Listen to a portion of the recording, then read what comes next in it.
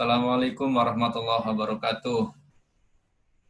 Waalaikumsalam warahmatullahi wabarakatuh. Selamat sore semua. Oke ya, jadi sebelum kita memasuki bab yang baru, sedikit saya akan menjelaskan jenis-jenis kesetimbangan. Ya, jadi ini yang baru saya gambar. Jadi kesetimbangan itu dibagi jadi 3, ya. Ada yang namanya kesetimbangan stabil, kemudian ada yang namanya labil, dan ada yang namanya kesetimbangan indifferent. Nah, jadi kalau kita kemarin sudah membahas tentang titik berat, ya kan? Kita kemarin membahas tentang titik berat. Kemudian di sini kita mencoba menempatkan sebuah bola, nih bola yang berwarna merah. Tentu titik beratnya ini dia di tengah-tengah kan? Titik beratnya ini juga di tengah-tengah. Ini di tengah-tengah. Nah, dari 3 posisi ini, maka posisi yang paling tidak stabil atau paling goyah, paling labil ini, maka ini disebut sebagai kesetimbangan labil. Apa itu kesetimbangan labil? Kesetimbangan labil adalah apabila sebuah benda, misalnya ini kita kasih gaya lah sebesar F dalam serang waktu tertentu, maka titik berat benda ini akan semakin turun ke bawah. Ya, jadi kalau nih kita senggol ya kan, bola ini pasti akan turun ke bawah, akan menggelinding, maka titik beratnya akan turun.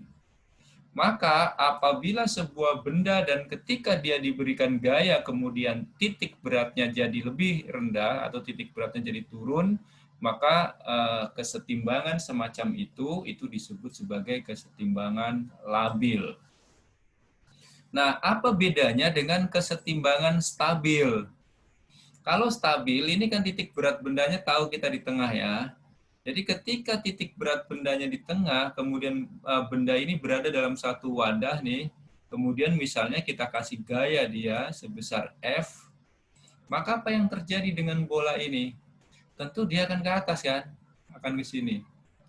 Nah, maka yang tadinya titik beratnya ini rendah di sini, begitu dikasih gaya sebesar F, misalnya dalam selang waktu tertentu, titik beratnya akan naik. Maka stabil adalah keadaan di mana suatu benda ketika diberikan gaya, maka titik beratnya akan menjadi lebih tinggi. Nah, itu yang disebut sebagai stabil. Nah, terus jenis kesetimbangan yang ketiga itu adalah indifferent. Apa itu indifferent? Indifferent itu ketika bendanya diberikan gaya, misalnya sebesar F dalam selang waktu tertentu, maka benda ini kan pasti akan menggelinding di sini kan. Bagaimana dengan keadaan titik beratnya? Titik beratnya itu tingginya tetap. Jadi titik beratnya hanya bergeser, tidak merubah ketinggian. Nah, inilah 3 jenis kesetimbangan pada benda. Jadi benda itu bisa dalam keadaan stabil, labil, maupun indifferent. Kapan itu stabil? Ketika dia diberikan gaya, justru titik beratnya naik. Kapan itu labil? Ketika dia diberikan gaya, titik beratnya turun. Kapan itu indifferent? Ketika dia diberikan gaya, titik beratnya tingginya sama. Nah, tentu untuk mempertahankan keadaan supaya tetap balik ke keadaan semula, maka posisi stabil ini adalah posisi yang paling baik. Itulah kenapa ketika misalnya seorang atlet judo, ketika dia ingin menjatuhkan lawannya, maka dia akan mencoba untuk merubah posisi stabil dari para atlet taekwondo judo itu pada posisi stabil. Makanya itu dia menarik baju, ya kan, bajunya ditarik untuk menggeser titik beratnya. Setelah titik beratnya bergeser, baru bisa dibanting. Kemudian pencak silat misalnya. Kenapa pada pencak silat kok kuda-kuda itu dibikin rendah?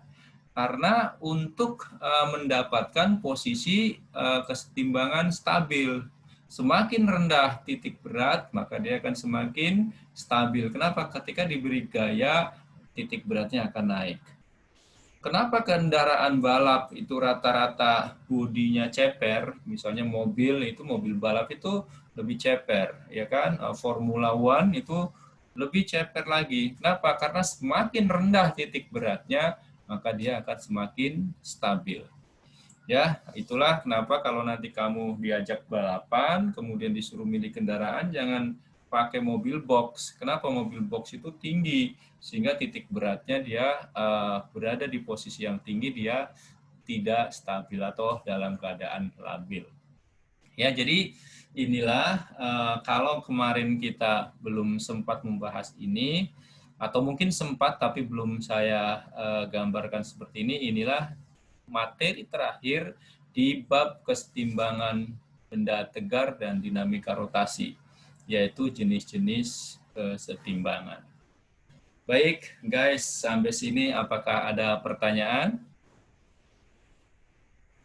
Nah, kalau tidak ada, maka kita akan akhiri bab ini ya. Jadi inilah akhir dari bab 1 yang sekaligus digabung dengan bab 2, yaitu kesetimbangan benda tegar dan dinamika rotasi.